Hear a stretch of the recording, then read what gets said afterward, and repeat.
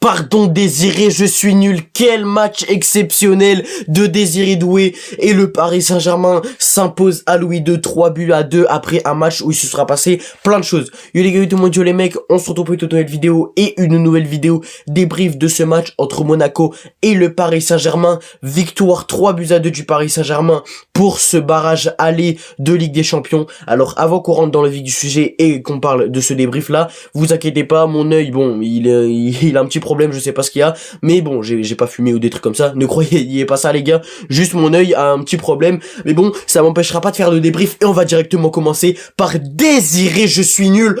Pardon Doué, pardon Désiré Doué, performance exceptionnelle ce soir, il nous sauve. Alors les gars, on a commencé le match très moyennement, même voire l'entame de match était catastrophique. Les 30 premières minutes de match, elles étaient catastrophiques, totalement dominées par Monaco qui a marqué 2 buts au bout de 58 secondes, il y avait déjà un but pour l'AS Monaco, donc c'était terrifiant, on se dit oh là là les gars, on est très mal parti et on se dit que Monaco va faire un match très bon. Dans l'ensemble, on va dire la première mi-temps de Monaco, notamment du coup les 30 premières minutes, elles étaient très bonnes. Monaco était très bon pardon, ils défendaient très bien, ils allaient très vite en contre, et bon, ils ont été efficaces dès la 58e seconde pardon de jeu, ils ont déjà marqué un but. Donc franchement, très bonne entame de match de la part de Monaco. Nous, le Paris Saint-Germain, on est totalement passé à travers. On est passé à travers parce qu'on se prend ces 2 buts là, Marquinhos est fautif sur les 2 buts et Mendes aussi un petit peu sur le deuxième.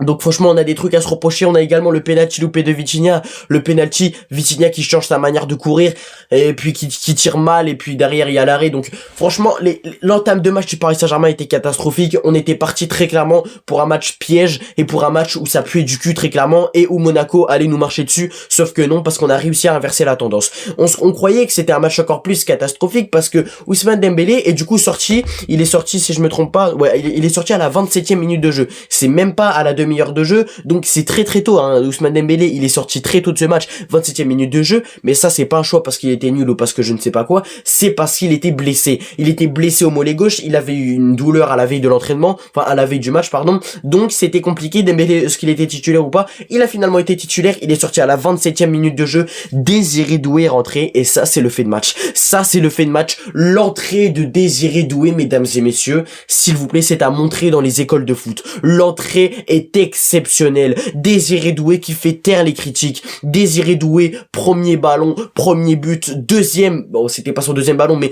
deuxième frappe de Désiré Doué dans le match, c'est arrêté par le gardien, ça revient sur Hakimi. Doué est fautif, en gros c'est grâce à lui un petit peu si on a marqué le deuxième but. Troisième but, qui est-ce qui marque? Désiré Doublé. Donc non, franchement les gars, c'est beaucoup trop fort. L'entrée de Désiré Doué, maman, qu'est-ce qu'elle est forte. Doué qui se faisait critiquer, Doué qui a été soi-disant peut-être visé par Dembélé et Vitinha peut-être dans les interviews, Doué qui fait taire les critiques, Doué qui fait cette célébration c'est magnifique. Non franchement c'est magnifique. Et Désiré Doué, ce genre de comportement là, c'est ça qu'on voulait voir. Pas de nonchalance, quelques petits dribbles mais qui ont été efficaces, beaucoup de frappes, beaucoup de centres, les centres de Désiré Doué les gars, mamma mia, les centres de Doué. Mais Désiré Doué s'est réveillé, Désiré a eu un réveil les gars, c'est l'heure de remettre les pendules à l'heure.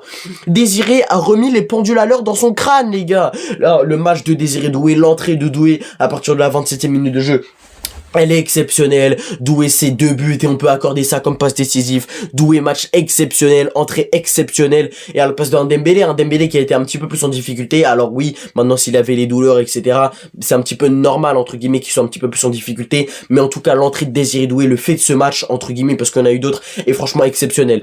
Du coup après on a commencé à marcher sur Monaco etc. Monaco, non ça on le fera peut-être en match retour, en introduction du débrief retour. Monaco, j'espère, franchement ne pas nous porter l'œil, mais j'espère qu'on fera ça. Donc en tout cas match exceptionnel de la part de Désiré Doué. La défense les gars, pour moi c'est le point négatif et ça il va falloir le combler, parce que si on va à huitième de finale, on affrontera soit Chelsea soit le Barça, et puis après l'écart ça va être compliqué et tout. Si on se qualifie bien évidemment, je veux pas encore une fois porter l'œil, mais si on se qualifie ça va être compliqué parce que la défense les gars, je vous jure c'est dur. Les gars, la défense c'est dur. Les gars, entre Marquinhos qui se trouve, Mendes qui fait des pauses de breakdance à chaque fois que Balogun touchait un ballon, les gars, ça aussi c'est compliqué. Au bout de 58 secondes, on se prend le but. Les gars, Marquinhos totalement fautif. Mendes c'est compliqué parce qu'il est à la traîne aussi. Sur le deuxième but, Mendes invisible, on ne sait pas où il est, on ne sait pas où il se cache.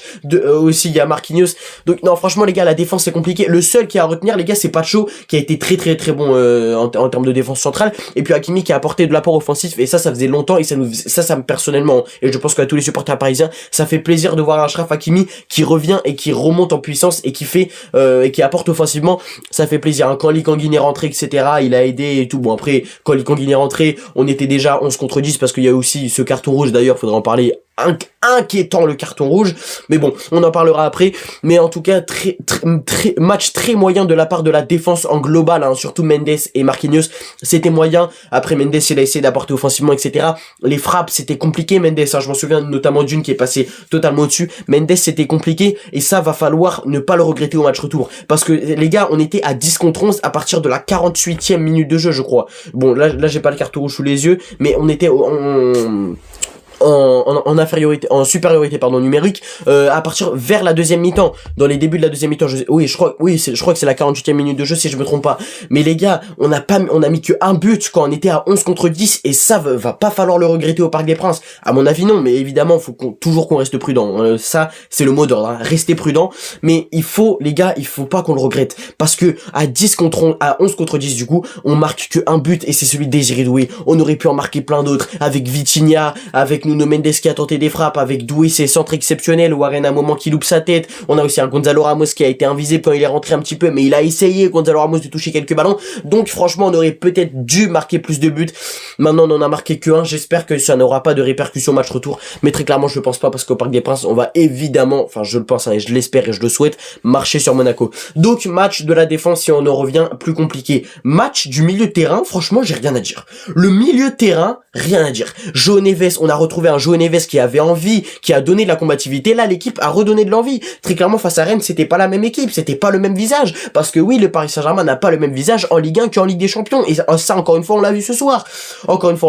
Dans les 30 premières minutes, on se dit, ah ouais, on est reparti pour revoir un Paris Saint-Germain médiocre qui ne va pas donner de l'envie. Pas du tout! Quand Désiré Doué est rentré à la 27e minute de jeu, on a vu un tout autre visage du Paris Saint-Germain. Et c'est là où on dit que, Désiré Doué est très clairement l'homme du match, parce qu'il a retourné le scénario, il a retourné le sens de ce match-là. Donc franchement, Désiré Doué est magnifique. Mais pour revenir au milieu de terrain, Neves, on a retrouvé un Neves qui donnait de la combativité, un Vitinha qui maîtrisait le jeu comme d'habitude.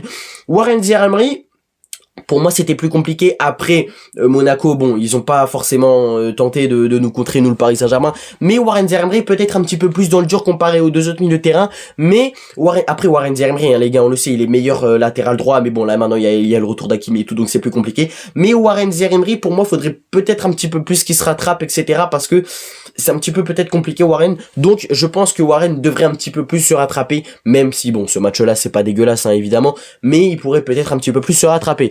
Qui a d'ailleurs fait une passe décisive, Warren Zaïre-Emery, pour le deuxième but de Désiré Doué. Maintenant on va passer à l'attaque, on va commencer par Bradley Barcola. Alors, Barcola, dans ma vidéo avant match, je dis, ton problème c'est pas la finition, c'est la prise de décision.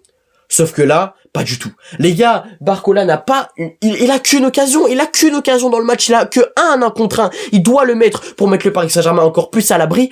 Il tire entre les jambes, mais une frappe du pied gauche un petit peu dévissée, c'était compliqué. Non, les gars, Barcola, je vous jure, en fait, son problème c'est la finition et la prise de décision. Parce que Barcola, dans l'ensemble, hein, à part ce 1v1 là qu'il a loupé, mais il aurait dû très clairement le mettre, hein, tous les jours il le met. Les gars, j'ai l'impression de revoir la même action à chaque match, mais il a fait un très bon match. Barcola, très bon match, passe décisive pour Désiré Doué sur son premier but.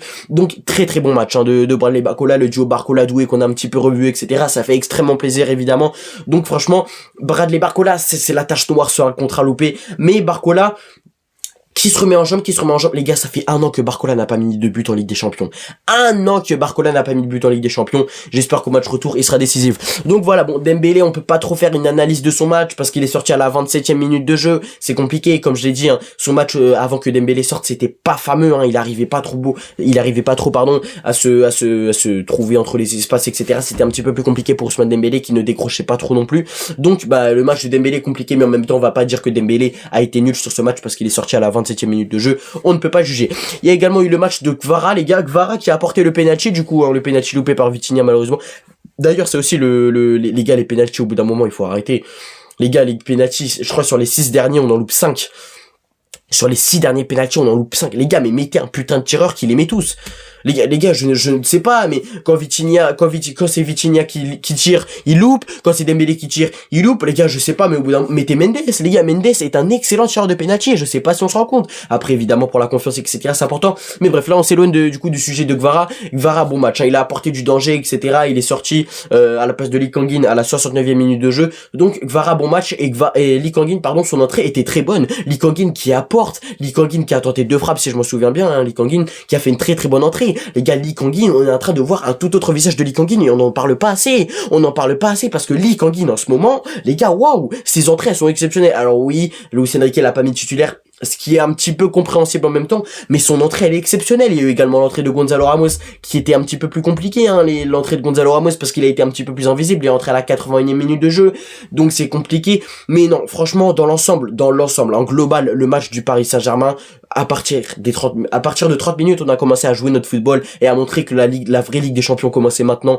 et ça fait extrêmement plaisir. Merci Désiré Doué, merci Luis Enrique d'avoir fait ce changement et d'avoir pas fait rentrer Lee Kang-in. Après, c'était normal, hein, franchement, si entre Barcola, Kvara, Dembélé et Doué, s'il y en a un des 4 sur le banc, évidemment, ce sera le premier qui rentrera. Ça, je pense que c'est logique. Mais en tout cas, bravo Luis Enrique, bravo monsieur Désiré Doublé, bravo Lee Kang-in, bravo Gonzalo Ramos qui est quand même rentré. Il a essayé d'apporter, même si c'était compliqué. Bravo l'effectif.